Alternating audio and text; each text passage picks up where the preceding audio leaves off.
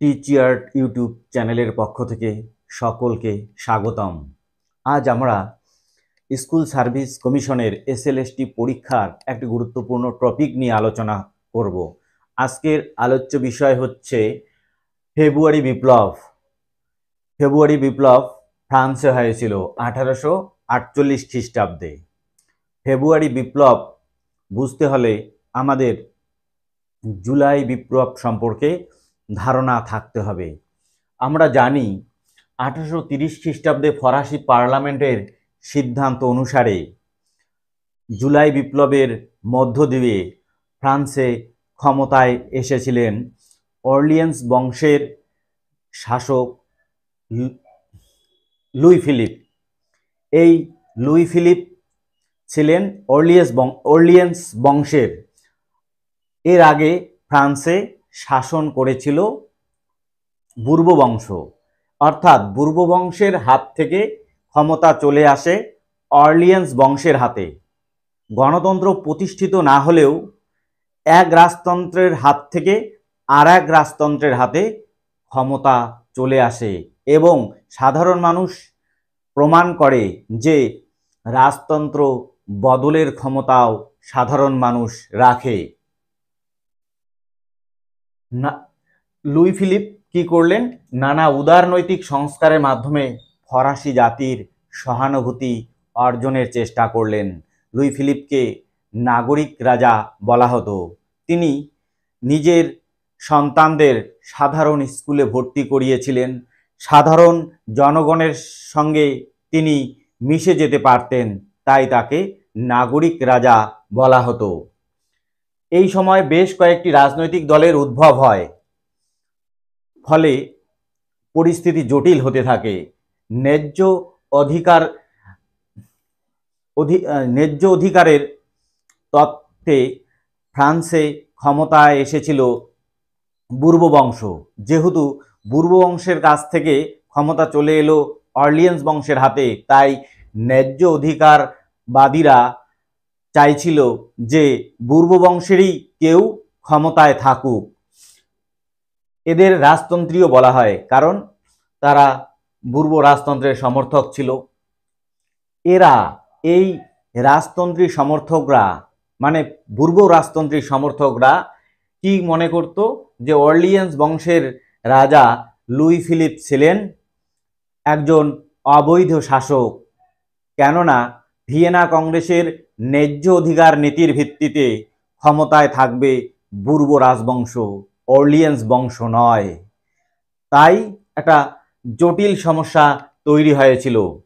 ক্যাথলিকরা Luis Philip প্রবর্তিত ধর্মনিরপেক্ষতা নীতির বিরোধী ছিল। ধর্মনিরপেক্ষতা একটি রাষ্ট্রের পক্ষে খুব ভালো এবং রাষ্ট্রের স্থিতাবস্থা বজায় রক্ষার ক্ষেত্রে একটি ভালো পদক্ষেপ, কিন্তু ক্যাথলিকরা লুই ফিলিপের প্রবর্তিত ধর্মনিরপেক্ষতা নীতির বিরোধিতা করেছিল।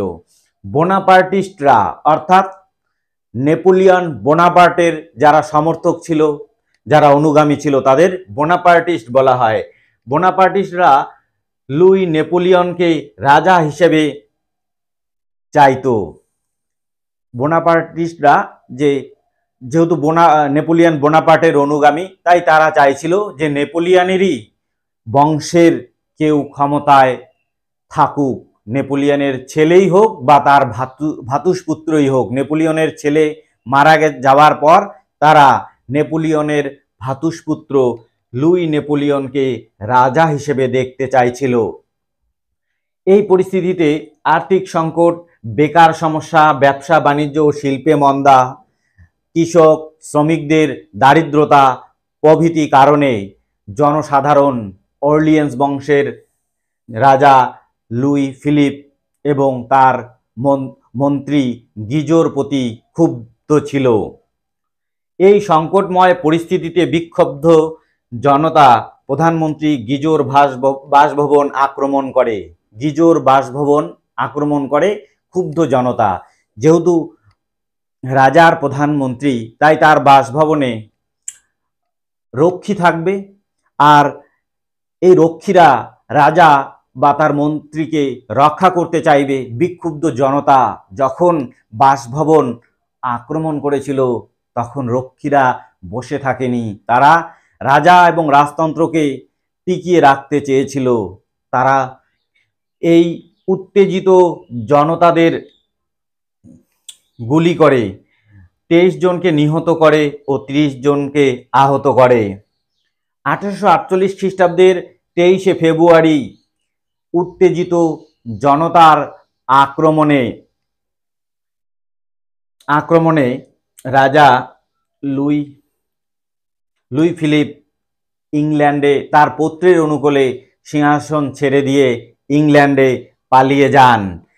26শে ফেব্রুয়ারি 1848 খ্রিস্টাব্দের প্রজাতন্ত্রী ও সমাজতন্ত্রীরা মিলে ফ্রান্সকে প্রজাতন্ত্র ঘোষণা করে। এই প্রজাতন্ত্রকে দ্বিতীয় প্রজাতন্ত্র বলা হয়, কেননা প্রথমবার প্রজাতন্ত্র ঘোষিত হয়েছিল ফ্রান্সে 1792 খ্রিস্টাব্দে। ন্যাশনাল কনভেনশন ফ্রান্সকে প্রজাতন্ত্র ঘোষিত করেছিল।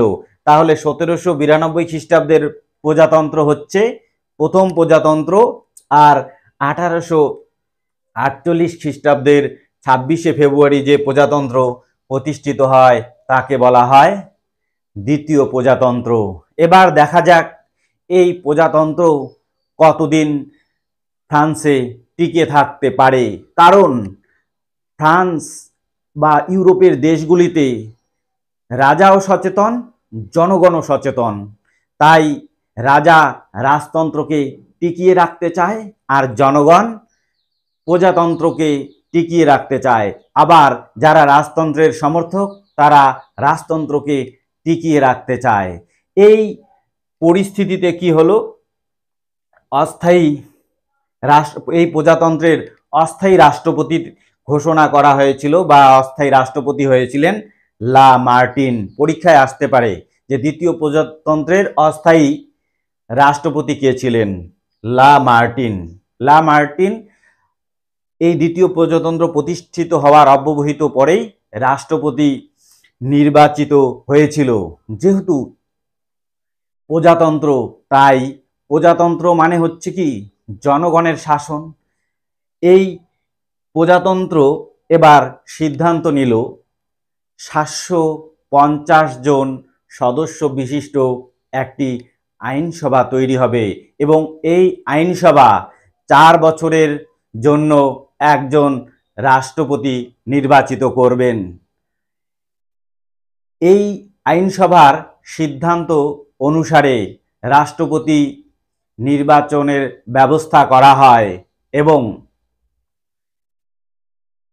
রাষ্ট্রপতি নির্বাচনের প্রতিদ্বন্দ্বিতায় লুই নেপোলিয়ন জিতে যান এবং তিনি এই দ্বিতীয় প্রজাতন্ত্রের রাষ্ট্রপতি নির্বাচিত হন। এখন লুই নেপোলিয়ন রাষ্ট্রপতি নির্বাচিত হওয়ার পর তিনি তার পূর্বপুরুষ নেপোলিয়ন বোনাপার্টের মতোই নীতি গ্রহণ করার মনস্থ করেন।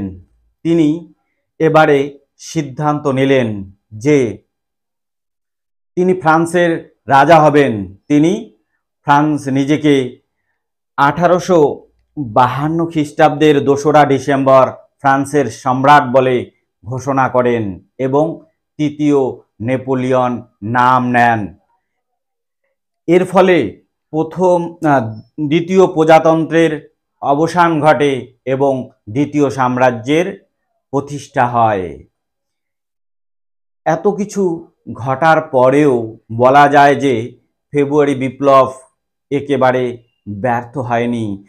ফেব্রুয়ারি বিপ্লবের মধ্য দিয়ে সার্বজনীন ভোটাধিকার স্বীকৃত হয়েছিল এবং দরিদ্র বুর্জোয়া জনতা রাজনীতির রঙ্গমঞ্চে জায়গা পেয়েছিল। আপনাদের যদি আমার ভিডিওগুলো ভালো লাগে তাহলে লাইক করবেন, কমেন্ট করবেন, শেয়ার করবেন। ধন্যবাদ।